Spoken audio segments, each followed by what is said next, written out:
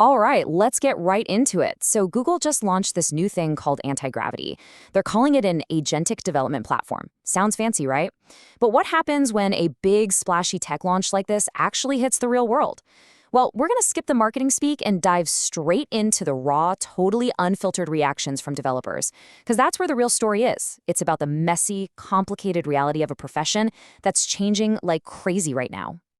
And this is pretty much where the story begins for most people. Not with some slick, perfect demo, but with this. This single quote just captures the immediate, widespread frustration that basically defined the launch. It really sets the tone for, well, everything else we're going to talk about. Because, look, this isn't just about one buggy product launch. The whole reaction to anti-gravity really pulls back the curtain on something much, much bigger. We're talking about an entire profession that's right in the middle of this huge and, yeah, often super frustrating transition. So, let's start at the beginning.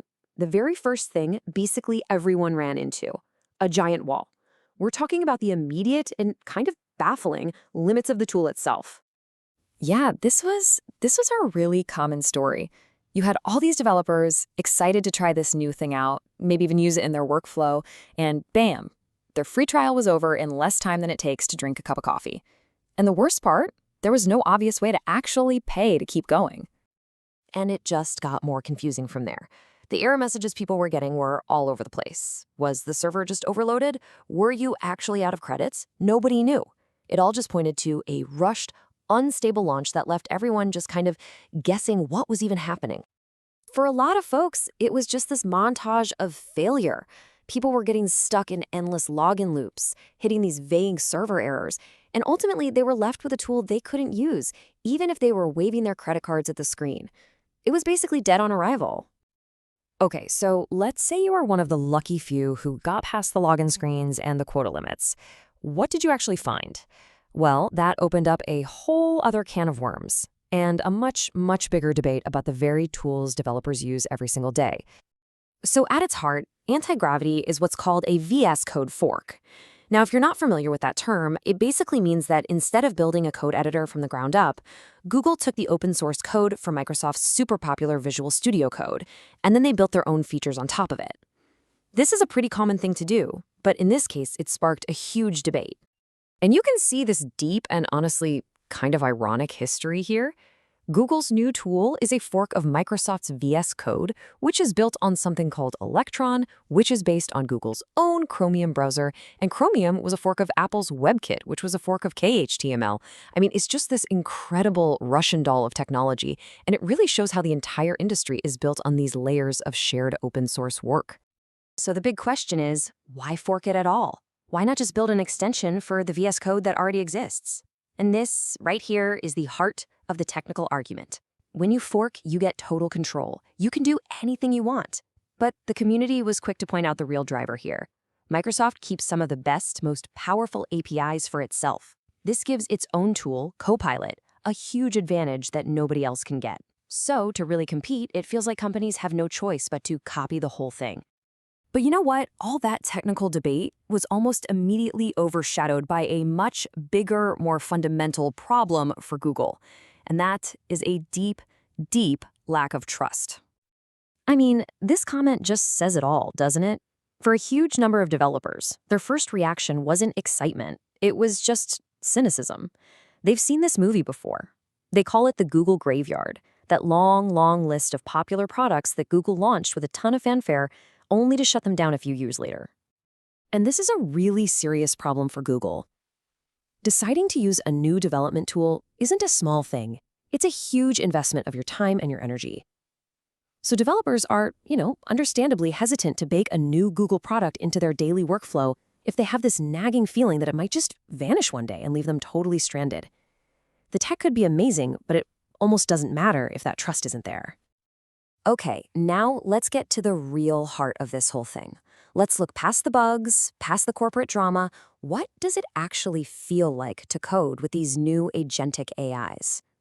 Well, the community seems to have landed on this really powerful, if maybe not perfect, analogy. And there it is. This is the mental model developers are using to make sense of their changing role.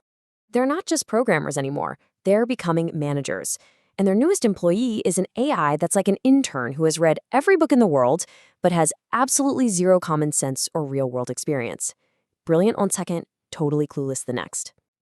But that intern analogy starts to break down pretty quick when you look closer. A human intern, they learn. They remember the feedback you gave them last week. They grow, they start to take ownership, they understand the team's bigger goals. An AI agent, on the other hand, nope. Every single conversation is a blank slate. It has no memory, no real understanding of why you're doing something, and it can't learn in that human sense. You're not mentoring it, you're just constantly reminding it. And this is the messy, day-to-day reality of working with these AI interns. They forget what you told them 5 minutes ago, they'll apologize, and then do the exact same wrong thing again. And for some people, this whole process kind of sucks the joy out of solving the puzzle yourself. But it's not all bad. Developers are saying that for getting up to speed on a giant, confusing new codebase, or for just banging out a quick prototype, they can be incredibly powerful. So let's try and put this all together. You've got the frustrating launch, the debate about forking, the massive trust issues, and this weird new role as an AI manager. What does it all mean for the future of building software? This quote right here really captures this growing feeling of just fatigue. For a lot of developers, the constant hype and buzzwords around agentic AI is just becoming a distraction from the work they actually want to do. There's this sense that the industry is just chasing the next shiny object, whether it really helps or not. And let's be clear, nobody is really arguing that AI isn't useful. It is. The real debate is about this very specific agentic vision, this idea of having these little AI agents working on their own. Is that really the next big leap? Or is it just adding a complicated, unpredictable, and messy layer that actually gets in the way of truly understanding what's going on? And this quote gets at the deep fear that's kind of lurking under the surface of this whole conversation.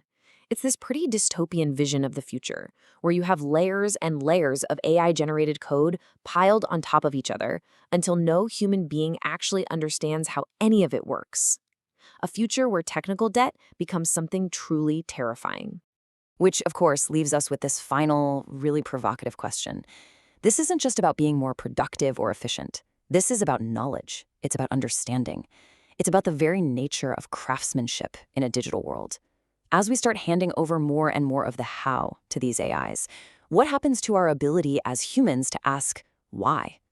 It's the central question developers are grappling with right now, and one we are all going to be watching play out.